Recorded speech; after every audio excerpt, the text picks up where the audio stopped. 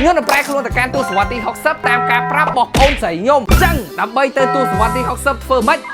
យើងត្រូវជីកបោះហោះទៅបារាំងហើយយើងទៅមើល Mona Lisa អូចាប់អត់ហើយហ្នឹងមិនតាក់តគ្នាទោះបីតែស្រាប់តែសិស្សសំហេតុផលមែនខ្ញុំក៏បានយល់លេសមួយហ្នឹងដើម្បីតែដើរលេងនៅប្រទេសបារាំងចាឥឡូវហ្នឹងគឺយើងទៅហើយបងប្អូនតែបន្ទាប់ពីធ្វើការឡើងលើកប៉ាល់ហោះហើយគេងប្រហែលជាជាង10ម៉ោងគឺយើងក៏បានទៅដល់ឥឡូវនេះគឺយើងបានមកដល់បារាំងហើយបងប្អូននៅពេលដែលមកដល់ភ្លាមចឹងខ្ញុំក៏បានរូតរះចុះតែម្ដងដោយសារតែបេសកកម្មរបស់យើងគឺយើងត្រូវមហោ Mona Lisa អញ្ចឹងឥឡូវហ្នឹងគឺយើងមកដល់ហើយនៅពេលដែលមកដល់ភ្លាមចឹងខ្ញុំក៏បានធ្វើដំណើរបន្តទៀតទៅកាន់ Museum The Louvre ចាឥឡូវហ្នឹងគឺយើងមកដល់ហើយដែលកន្លែងដែលខ្ញុំទៅដល់ហ្នឹងគឺជាសារមន្ទីររបស់ Mona Lisa ហ្នឹងដែលបងប្អូនអាចមើលបានគឺថាការរចនាគេលយមែនទែនហ្មងអញ្ចឹងទីទៀតគឺយើងនឹងទៅដល់កន្លែងមើល Mona Lisa ហើយបើតាមខ្ញុំចាំសបុតនៃការចូលមើលហ្នឹងអាចប្រហែលជាខ្ទង់20អឺរ៉ូចាឥឡូវហ្នឹងគឺយើងមកដល់ហើយហ្នឹងហើយបងប្អូនដោយសារតែរូបគំនូរហ្នឹងល្បីអញ្ចឹងទៅបន្ទប់ដែលដាក់រូបគំនូរហ្នឹងគឺមានមនុស្សច្រើនយកតែមែនតែម្ដងអញ្ចឹងបេសកកម្មជីកប៉ាល់ហោះមកបារាំងមើល Mona Lisa គឺបានជោគជ័យហើយនៅពេលដែលទទួលបានជ័យជំនះចឹងហើយខ្ញុំក៏បានជីកប៉ាល់ហោះមកខ្មែរវិញចិត្តបានជួបប្អូនខ្ញុំហើយ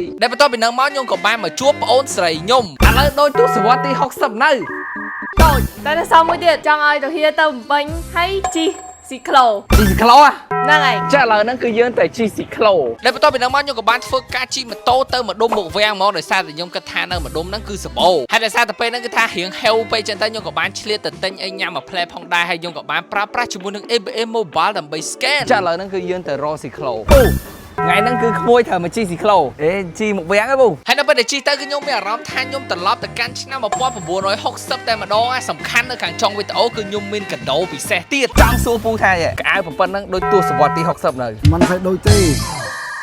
ពូស្គាល់ ABA អត់ពូស្គាល់អញ្ចឹងមូលហេតុដែលខ្ញុំពាក់កៅទូសវត្សទី60ហ្នឹងដោយសារតែឥឡូវហ្នឹងគឺ ABA បានចេញម៉ូតអេក្រង់ពូនេះ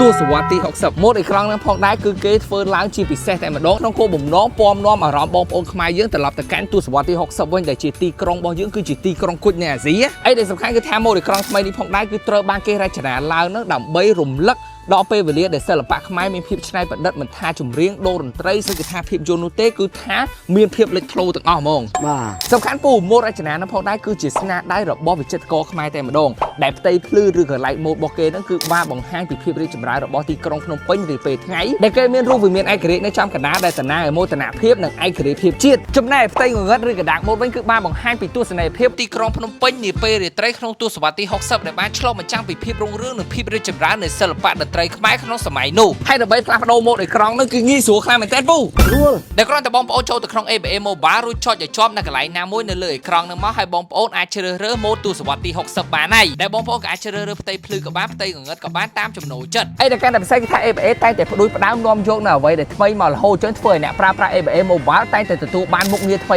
ប្រើប្រាស់មុនគេអញ្ចឹងបើថាបងប្អូនអត់ទាន់មាន ABA ប្រើប្រាស់ទេគឺបងប្អូនអាចចូលទៅ download ABA Mobile បន្ទាប់មកចុចបើកគណនីរហ័សហើយធ្វើតាមការណែនាំនៅលើអេក្រង់ដែលគ្រាន់តែមានអាយុចាប់ពី15ឆ្នាំមានអត្តសញ្ញាណប័ណ្ណឬលិខិតឆ្លងដែនទៅគឺបងប្អូនអាចបើកបានជុំវិញពិភពលោកតែម្ដងអញ្ចឹងអ៊ំអោបមួយអ៊ំចប់អរគុណអ៊ំ